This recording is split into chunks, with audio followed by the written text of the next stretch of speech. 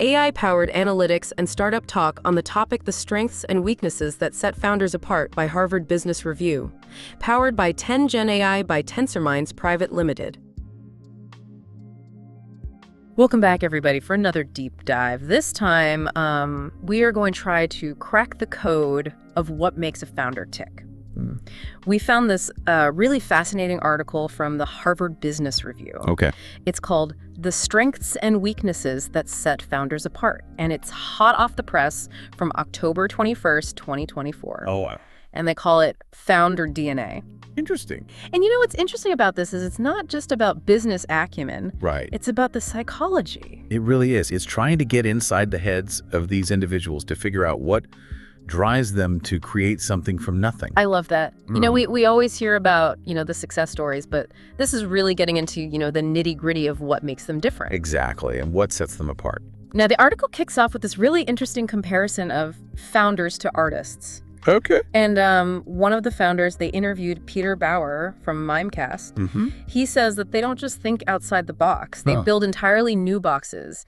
I love that quote. That's such a great way to put it because they really do. They see possibilities where others see problems. Totally. But the article also introduces this concept of spikiness, which I thought was so fascinating. Oh, yeah. So tell me a little bit about spikiness.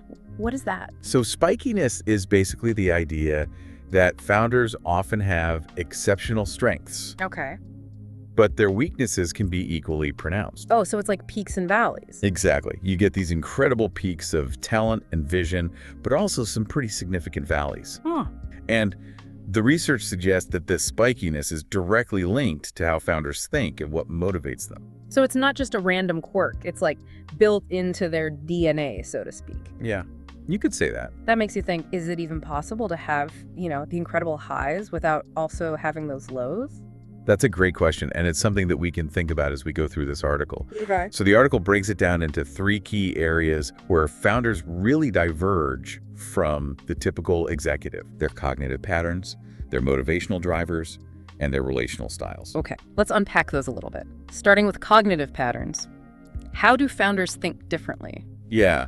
So they tend to think more divergently, more outside the lines. Like their brains are wired for those creative leaps rather than step-by-step processes. So that explains the whole building new boxes thing. Right. But wouldn't that make it harder for them to maybe plan things out strategically, create those systems and processes that a lot of businesses rely on? Absolutely.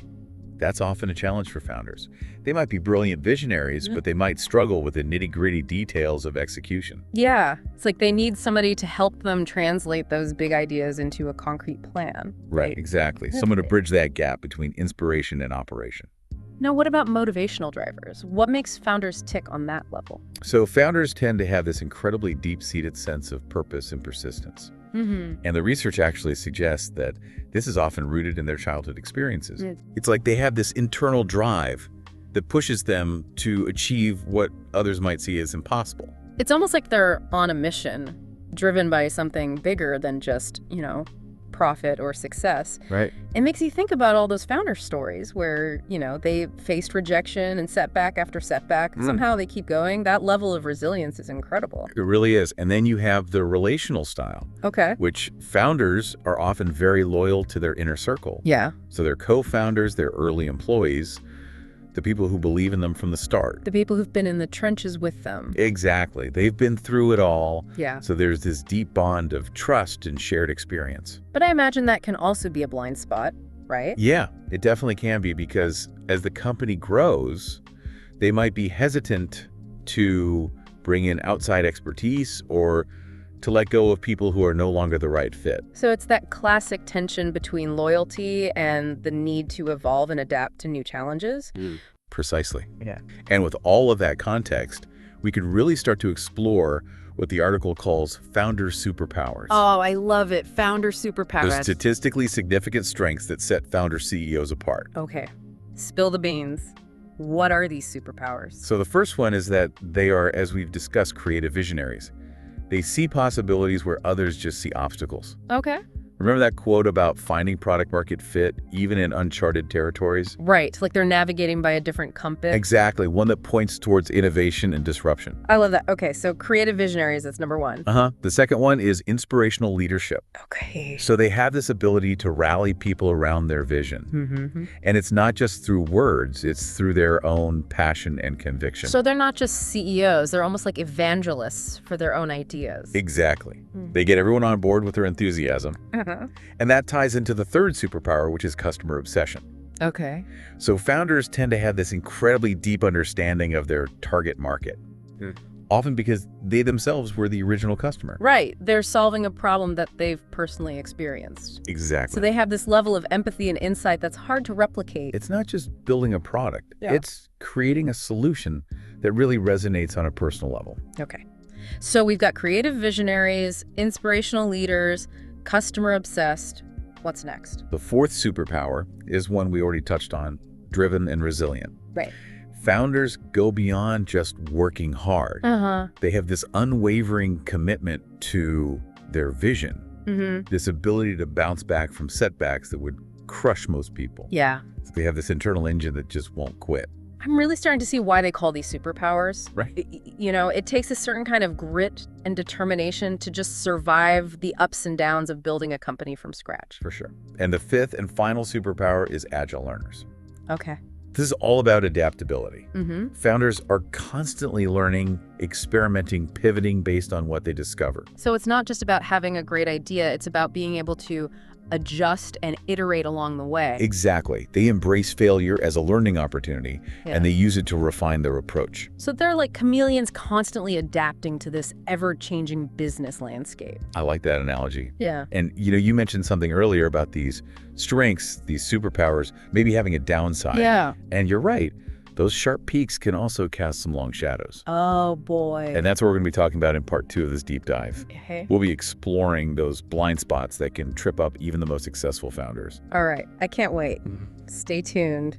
Okay, so we talked about all those incredible founder superpowers, but, you know, like we were saying, those sharp peaks can also cast some long shadows. They sure can. And that brings us to the blind spots, the potential pitfalls that even the most successful founders can fall prey to. All right. So give me the dirt. What are we talking about here? Well, the first blind spot the article highlights is this need for autonomy and control. You know, founders can be very sensitive to criticism, and they really struggle to let go of the reins. Yeah, I get that. I mean, they poured their heart and soul into building this company, so it's got to be tough to, you know, hand over even a little bit of control. It is.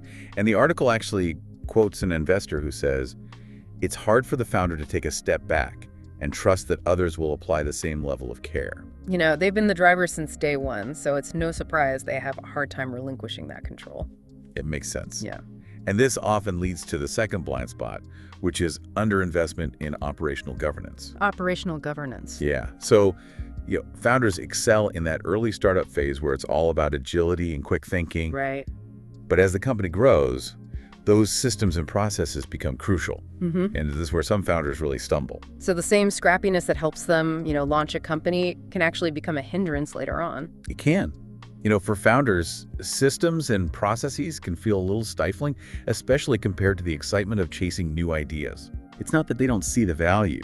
It's more that it just doesn't come as naturally to them. You know, that reminds me of Jeff Hastings, the founder of BrightSign. He's quoted in the article. Yeah. And, you know, he's so self-aware. He actually says that he needs someone else to come in and handle that operational stuff once the company hits a certain size. Right. It's all about knowing your limitations and building a team that complements your strengths. Totally.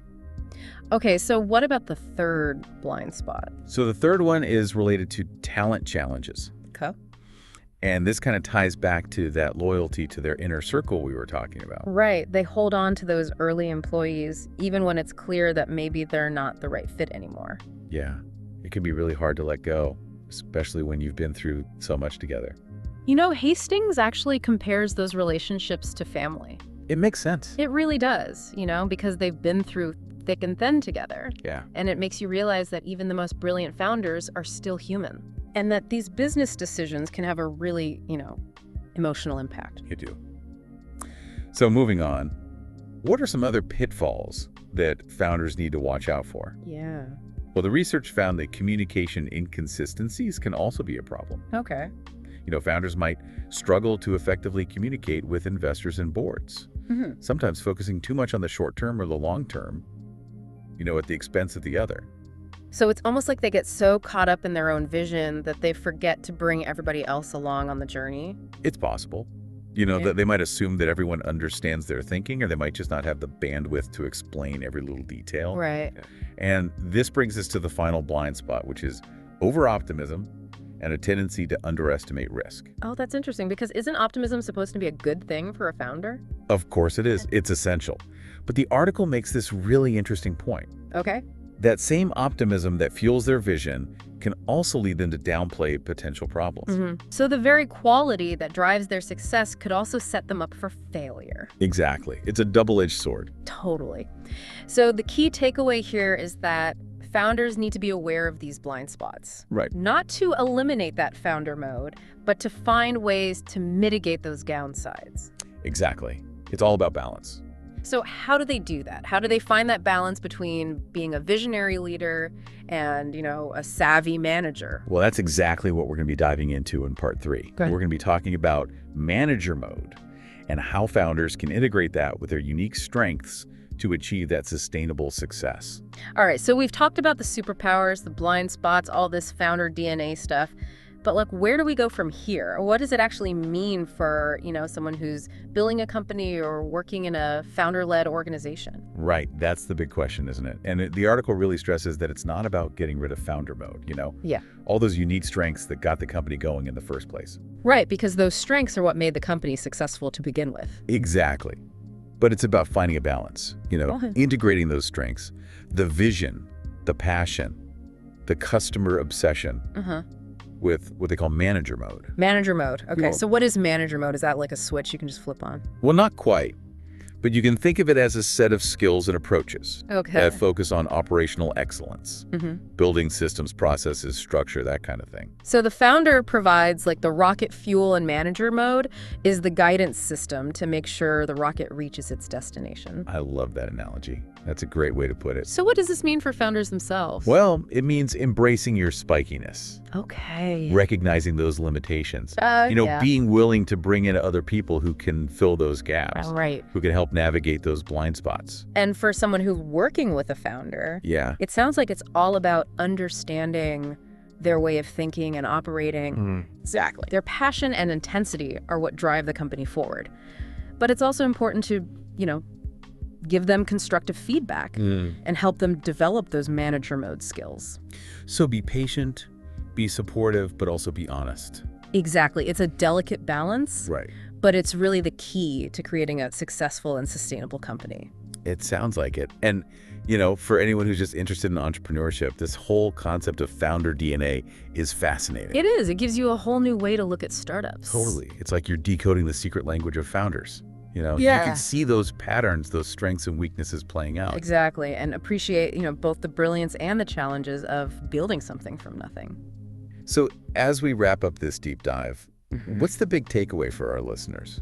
I think the main thing to remember is that there's no one right way to build a company or lead a team. Right. It's all about recognizing that founders have this unique DNA, this set of traits that can be both a blessing and a curse. And it sounds like whether you're a founder, an investor, or just someone who's curious about the startup world, understanding founder DNA can help you navigate this whole crazy world. It really can. It's about recognizing the superpowers and the blind spots and finding that right balance for success. Couldn't have said it better myself.